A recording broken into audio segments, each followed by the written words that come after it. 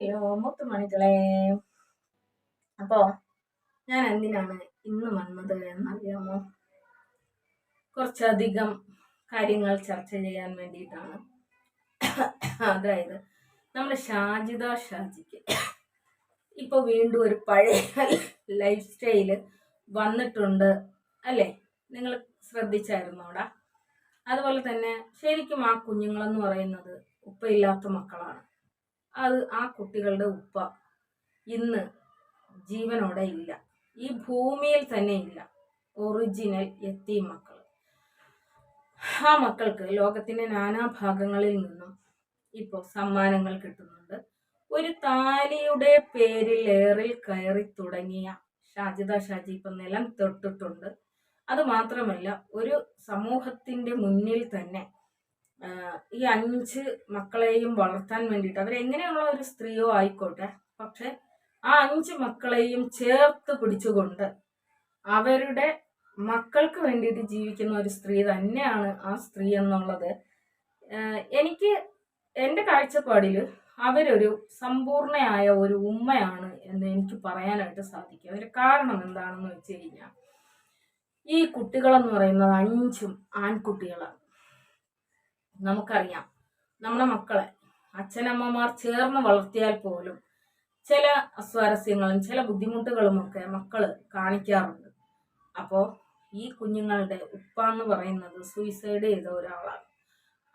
ആ ഒരു അവസ്ഥ കഴിഞ്ഞതിന് ശേഷം ഇവരുടെ ഉമ്മയും ഈ കുട്ടികളുടെ ഉമ്മയും ഒരു സൂയിസൈഡ് അറ്റംപ്റ്റ് നടത്തി അതിൽ പരാജയപ്പെട്ട് പിന്നീട് ജീവിതത്തിലേക്ക് കടന്ന് ജീവിതം മുന്നോട്ട് കൊണ്ടുപോയിക്കൊണ്ടിരുന്ന ഒരവസ്ഥയിൽ ഇവരുടെ ദാരിദ്ര്യം അല്ലെങ്കിൽ ഈ കുഞ്ഞുങ്ങളുടെ മുഖം കണ്ടുകൊണ്ട് കുറച്ചധികം ആളുകൾ അവിടെ നിന്ന് ഇവിടുന്ന് ഒക്കെ കുറേ അധികം ക്യാഷും സാമ്പത്തിക സഹായങ്ങളൊക്കെ അവർക്ക് കൊടുത്തിട്ടുണ്ടായിരുന്നു. ഇത് കുറച്ചധികം ഇവർക്ക് കുറേ സുഹൃത്തുക്കൾ വരികയും പിന്നീട് അതിനെ ചൊല്ലി കുറേ അധികം കാര്യങ്ങൾ നടക്കുകയും പിന്നെ എന്തോ കുറെ ഈ താലിയുടെയൊക്കെ വിഷയത്തിൽ ഒരു പാവപ്പെട്ട ഉമ്മയൊക്കെ കയറി അഭിപ്രായം പറഞ്ഞ, അയ്യോ ഞാനാണ് ഈ ലോകത്തിലെ ഏറ്റവും പാവപ്പെട്ട സ്ത്രീ, ഞാനാണ് ഏറ്റവും ത്യാഗവതിയായ ഒരു ഉമ്മ എന്നൊക്കെ പറഞ്ഞുകൊണ്ട് ഈ യഥാർത്ഥ യത്തീം കുട്ടികളായ ഈ കുഞ്ഞുങ്ങളുടെ അന്നം തട്ടിയെടുത്തുകൊണ്ട് ജീവിതം മുന്നോട്ട് പോയിക്കൊണ്ട് സ്വന്തം സുഖ സൗകര്യങ്ങൾക്ക് വേണ്ടിയിട്ട് സ്വന്തം മക്കളെ പോലും മാറ്റി നിർത്തി സുഖ സൗകര്യങ്ങൾ തേടിപ്പോയ ആ ഒരു സ്ത്രീയെക്കാളും എന്തുകൊണ്ടും എത്രയോ ഉന്നതിയിലാണ് ഈ ഷാജി എന്നുള്ളത് ഞാൻ പറയും. പിന്നെ ഈ ആൺകുട്ടികളായിട്ടുള്ള കുട്ടികൾ എന്ന് പറയുന്നത് നമുക്ക് സ്ത്രീകൾക്ക് അല്ലെങ്കിൽ അമ്മമാർക്ക് നിയന്ത്രിക്കാൻ കഴിയുന്നതിലും അപ്പുറമാണ്. എന്നിട്ടും ആ കുഞ്ഞുങ്ങളെ അവർ നോക്കുകയും അവരെ നിയന്ത്രിക്കുകയും അവരെ ഈ 5 കുട്ടികളെയും ഒരുപോലെ അവർ നോക്കുകയും ഒക്കെ ചെയ്യുന്നത് കാണുമ്പോൾ ശരിക്കും ഇവരെ എടുത്തിട്ട് ഉടുക്കുന്ന ആൾക്കാരെ കാണുമ്പോഴും ഞാനിങ്ങനെ ചിന്തിക്കാറുണ്ട്, യഥാർത്ഥത്തിൽ യത്തീം മക്കളെ പോറ്റുന്ന ആ ഒരു ഉമ്മയെ, ആ ഒരു ഒറ്റയ്ക്ക് നിന്ന് പൊരുതുന്ന ആ ഒരു സ്ത്രീയെ ഇത്രയധികം ആളുകൾ വിമർശിച്ചിട്ടും ഇത്രയധികം ആളുകൾ അവരുടെ വ്യക്തിഹത്യ ചെയ്തിട്ടും ഇന്നും ജീവനോടെ ഇരിക്കുന്നുണ്ടല്ലോ എന്നുള്ള ഒരു സന്തോഷത്തോടു കൂടി തന്നെ ചില കാര്യങ്ങൾ എനിക്ക് പറയേണ്ടതായിട്ട് വരുന്നുണ്ട്. അതായത് നമുക്ക് നോമ്പൊക്കെ ആയി അല്ലേ? നോമ്പിന്റെ സമയം എന്ന് പറയുന്നത് നമ്മൾ പൊരുത്തങ്ങൾ വാങ്ങുക, പിന്നെ ബുദ്ധിമുട്ടുകളും പ്രയാസങ്ങളും ഒക്കെ നമ്മൾ കാരണം നേരിട്ട ആളുകളോട് പൊരുത്തം ചോദിക്കുക, അങ്ങനെയൊക്കെ തുടങ്ങിയിട്ടുള്ള ഒരുപാട് കാര്യങ്ങൾ നമ്മൾ ചെയ്യണം അല്ലേ? അപ്പൊ അതിൻ്റെയൊക്കെ ഒരു ഫലമായിട്ട് നമ്മൾ ഷാജിയുടെ 4 ദിക്കിൽ നിന്നുമുള്ള സമ്മാനങ്ങൾ വരല് പോക്കല് അതൊക്കെ കാണുമ്പോൾ ശരിക്ക് ആർക്കെങ്കിലുമൊക്കെ അസൂയകൾ കുശുമ്പ് ഒക്കെ തോന്നുന്നുണ്ടോ അവിടെ? അപ്പോൾ വീണ്ടും ഭയങ്കര ഒറ്റപ്പെടലിന്റെ വേദനയും പ്രശ്നങ്ങളൊക്കെ ആയിട്ട് ഒരുപാട് പേര് യൂട്യൂബിൽ വീഡിയോ ഒക്കെ ചെയ്യുന്നുണ്ട് എന്ന് കാണുന്നുണ്ട്. എനിക്ക് ശരിക്കും സമയം കിട്ടുന്നില്ല.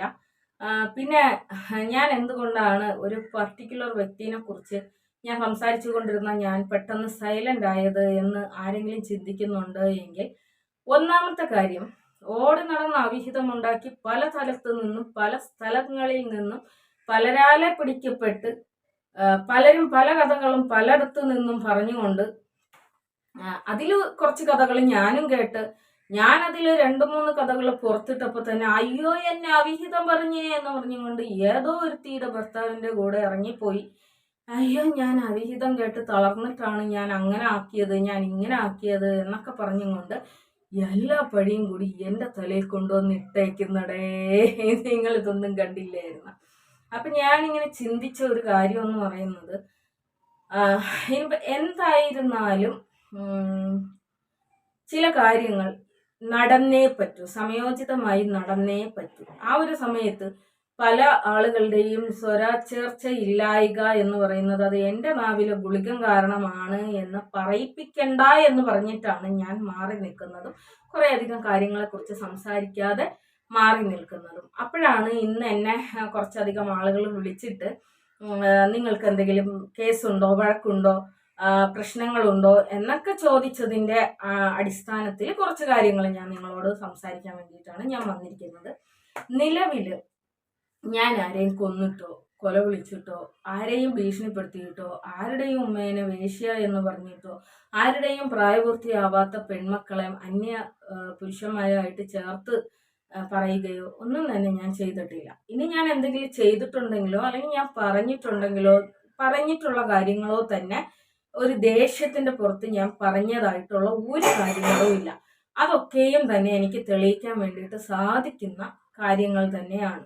ഇനി നിലവിൽ നമ്മളിപ്പോൾ റിയാക്ഷൻ വീഡിയോ ചെയ്യുന്ന ആളുകൾ എന്ന് പറയുന്നത്, നിങ്ങൾ ഏതൊരു രീതിയിൽ എവിടെ പോയി അന്വേഷിച്ചാലും നിങ്ങൾക്ക് മനസ്സിലാകുന്ന ഒരു കാര്യമുണ്ട്. റിയാക്ഷൻ വീഡിയോ ചെയ്യുന്ന ആളുകൾക്ക് നിലവിൽ ഒരുപാട് കേസുകൾ കോടതിയിലും പോലീസ് സ്റ്റേഷനിലും ഒക്കെ ഉണ്ടാകാറുണ്ട്.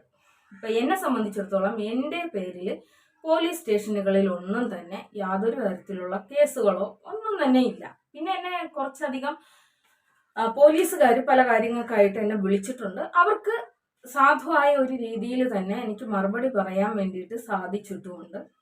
ഇനി എന്നെ കോടതിയിൽ നിന്ന് വിളിച്ചാലും ഞാൻ അതിന് അത് നിയമപരമായി നേരിടുക തന്നെ ചെയ്യും. എന്നെ ഇപ്പോൾ ആരെങ്കിലും ഇപ്പോൾ കേസ്, വഴക്ക്, കോടതി എന്നൊക്കെ പറഞ്ഞത് പേടിപ്പിക്കാൻ വേണ്ടിയിട്ട് നിന്ന് കഴിഞ്ഞാൽ ഞാൻ അങ്ങനെ പേടിക്കുകയോ ആരെയും കുറിച്ച് ഞാൻ പറഞ്ഞിട്ടുള്ള ഒരൊറ്റ സ്റ്റേറ്റ്മെന്റ് പോലും തിരുത്തി പറയാൻ ഞാൻ തയ്യാറല്ല. കാരണം അത് തിരുത്തി പറയാൻ വേണ്ടിയിട്ട് പറ്റുന്ന കാര്യങ്ങളുമല്ല. എൻ്റെ ജീവിതത്തിൽ നടന്നിട്ടുള്ളത് എന്ന് പറയുന്ന ഒരു കാര്യവും തന്നെ എനിക്ക് തിരുത്തി പറയാൻ വേണ്ടിയിട്ട് സാധിക്കുന്ന ഒരു കാര്യമില്ല. മുമ്പൊരിക്കൽ ഞാൻ ഒരു സ്ത്രീ ആത്മഹത്യ ഭീഷണി മുഴക്കിയപ്പോൾ ആ സ്ത്രീയെ ഞാൻ വിളിച്ചിട്ടുണ്ടായിരുന്നു. ഈ ആത്മഹത്യ ഭീഷണി മുഴക്കിയത് കൊണ്ടാണ് ഞാൻ അവരെ വിളിച്ചത്. അത് പേടിച്ചിട്ടൊന്നുമല്ല.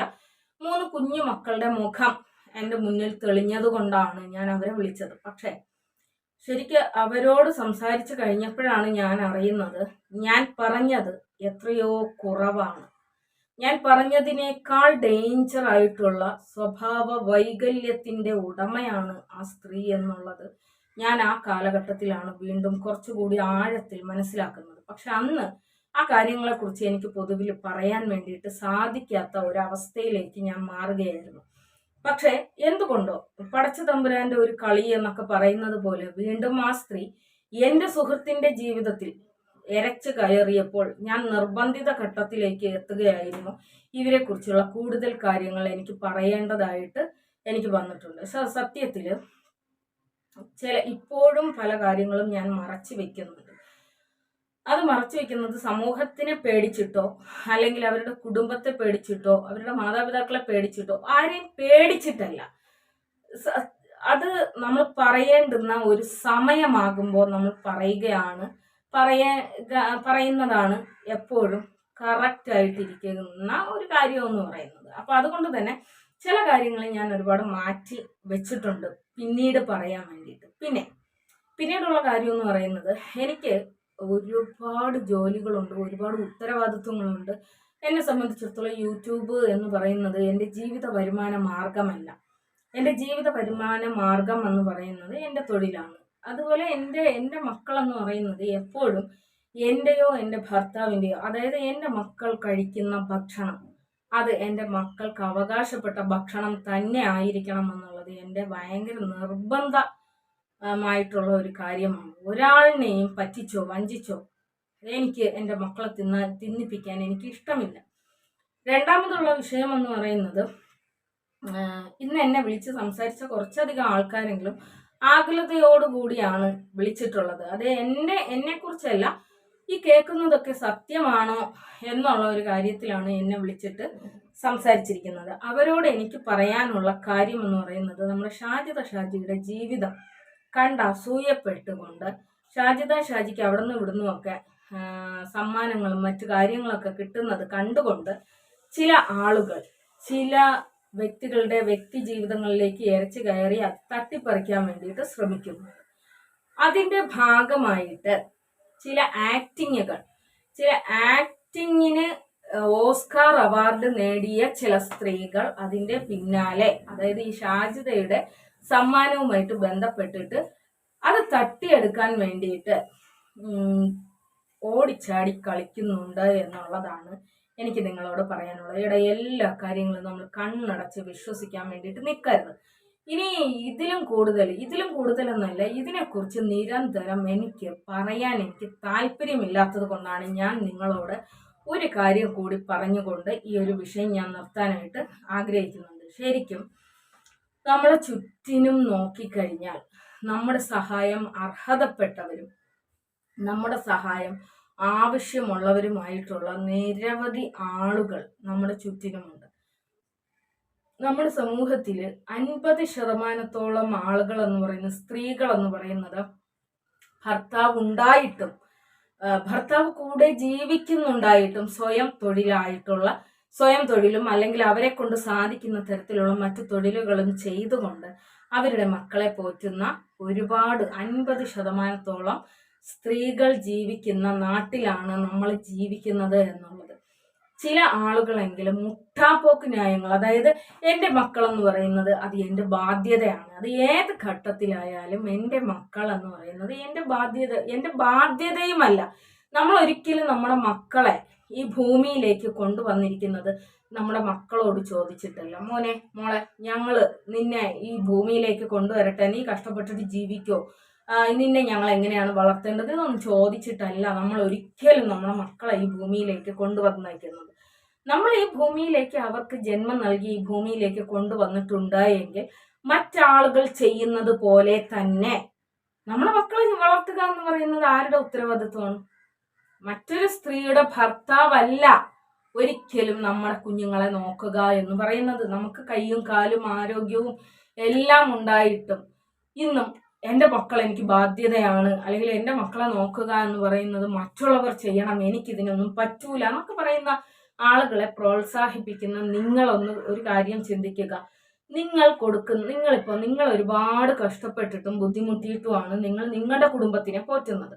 ഇതിൻ്റെ ഇടയിൽ നിങ്ങൾ മറ്റൊരാൾക്ക് കൊടുക്കുന്ന ഔദാര്യം എന്ന് പറയുന്നത് നിങ്ങൾ പടച്ച റബ്ബിന്റെ തൃപ്തിക്ക് വേണ്ടിയിട്ട് കൊടുക്കുന്നതാണ്. ഈ കൊടുക്കുന്ന പൈസ അല്ലെങ്കിൽ ഈ കൊടുക്കുന്ന പണം കൊണ്ട് നിങ്ങൾ ഉദ്ദേശിക്കുന്ന കാര്യമല്ല നടക്കുന്നത്, അതിന് പകരം മറ്റൊരു അനാശാസ്യ കാര്യമാണ് നടക്കുന്നത് എങ്കിൽ നിങ്ങളുടെ അധ്വാനത്തിന് ശരിക്കും അള്ളാന്റെ കൂലി മാത്രമല്ല കിട്ടുന്നത്, ശിക്ഷയും കൂടി കിട്ടുകയല്ലേ ചെയ്യുന്നത്. നിങ്ങൾ എന്തിനാണ് നിങ്ങളുടെ അധ്വാനം ഇത്തരത്തിൽ അനാവശ്യമായ കാര്യങ്ങൾക്ക് ചെലവാക്കുന്നത് എന്നുള്ളത് നിങ്ങൾ ആലോചിക്കുക. പിന്നെ ഈ പറയുന്ന ആൾക്കാര് അഭിനയിച്ചുകൊണ്ട് ഈ സോഷ്യൽ മീഡിയ കൈകാര്യം ചെയ്യുമ്പോൾ നിങ്ങളൊന്ന്, ഞാനിപ്പോൾ ഈ ഇടയ്ക്കായിട്ട് ഒരു കാര്യം കൂടി കണ്ടിട്ടുണ്ടായിരുന്നു. അതായത് നമുക്ക് ഒരുപാട് ആഗ്രഹങ്ങളുണ്ട്. എനിക്കൊരു വീട് വേണം, എനിക്കൊരു ജോലി വേണം, എനിക്ക് എൻ്റെ മക്കളെ വളർത്തണം എന്ന് ഉള്ള ആഗ്രഹം എന്ന് പറയുന്നത് അത് എൻ്റെ ആഗ്രഹമാണ്. എൻ്റെ ആഗ്രഹത്തിനനുസരിച്ചിട്ട് ഞാൻ എൻ്റെ സ്വപ്നങ്ങളെ വളർത്തണമെങ്കിൽ ഞാൻ എന്തും കൂടി വളർത്തണം, എൻ്റെ കഠിനാധ്വാനത്തിനെ കൂടി വളർത്തണം. അല്ലാതെ അയ്യോ എനിക്കിതില്ല എന്നാ എനിക്കിത് വേണം, എനിക്കിതില്ല എന്നാ എനിക്കിത് വേണം എന്ന് പറഞ്ഞുകൊണ്ട് അത്യാഗ്രഹം ദുരാഗ്രഹം കൊണ്ട് നടക്കുന്ന ആളുകളെയാണോ നിങ്ങൾ സഹായിക്കേണ്ടത്? എനിക്ക് എൻ്റെ കുഞ്ഞുങ്ങളെ വളർത്തണം, എൻ്റെ കുഞ്ഞുങ്ങളെ സേഫായി ഒരു ഷെൽട്ടറിലേക്ക് മാറ്റണമെങ്കിൽ ഞാൻ കൂടുതൽ ജോലി ചെയ്യണം, ഞാൻ കൂടുതൽ കഠിനാധ്വാനം ചെയ്യണം, എന്നിട്ട് ഞാൻ എൻ്റെ മക്കളെ ഞാൻ ആ ഒരു രീതിയിലേക്ക് മാറ്റണം. അല്ലാതെ ഈ അഭിനയ സിംഹങ്ങൾ ഈ റമളാൻ കാലങ്ങളിൽ മാത്രം സടകുടഞ്ഞെണീക്കുന്ന ചില അധികം അഭിനയ കുലപതികൾ ഉണ്ട്. അതുവരെ മുടിവരുത്തിട്ട് പിത്തലാട്ടമൊക്കെ കളിക്കുന്ന ആൾക്കാർ പിന്നെ ഭയങ്കര ഈമാൻ നിറഞ്ഞിട്ടൊക്കെ ആയിരിക്കും നിങ്ങളുടെ മുന്നിലേക്ക് വരുന്നത്. നിങ്ങൾ ചിന്തിക്കുക, നിങ്ങൾക്ക് പോലും ഇല്ലാത്ത സ്വത്തും നിങ്ങൾക്ക് പോലും ഇല്ലാത്ത സൗകര്യങ്ങളും ഉള്ള ആളുകളാണ് ഈ ആളുകൾ എന്ന് പറയുന്നത്. ഇപ്പോ എന്തായാലും ഇന്ന് എന്തോ ഒരു വീഡിയോ ഒക്കെ പുറത്തിറങ്ങിയിട്ടുണ്ട്. ഞാൻ ഒറ്റപ്പെടലിന്റെ വേദന സഹിക്കുകയാണ് എന്നൊക്കെ പറഞ്ഞും കൊണ്ട് ആരോ വന്നിട്ടുണ്ട് എന്നൊക്കെ കേൾക്കുന്നു. ലോല ഹൃദയന്മാരായ ഇക്കമാര് മനസ്സിൽ ലഡുപൊട്ടി എന്ന് പറഞ്ഞും കൊണ്ട് തുള്ളിച്ചാടണ്ട, അതൊക്കെ അഭിനയമാണ് എന്നുള്ളത് ആ വീഡിയോ സസൂക്ഷ്മം ശ്രദ്ധിച്ചാൽ നിങ്ങൾക്ക് മനസ്സിലാകുന്നതേ ഉള്ളൂ. എന്ത് വേണമെന്നൊക്കെ നിങ്ങൾ തീരുമാനിക്കടേ. എനിക്കിതിലും കൂടുതലും ഒന്നും പറയാൻ വയ്യടേ. അപ്പോൾ ഓക്കെ.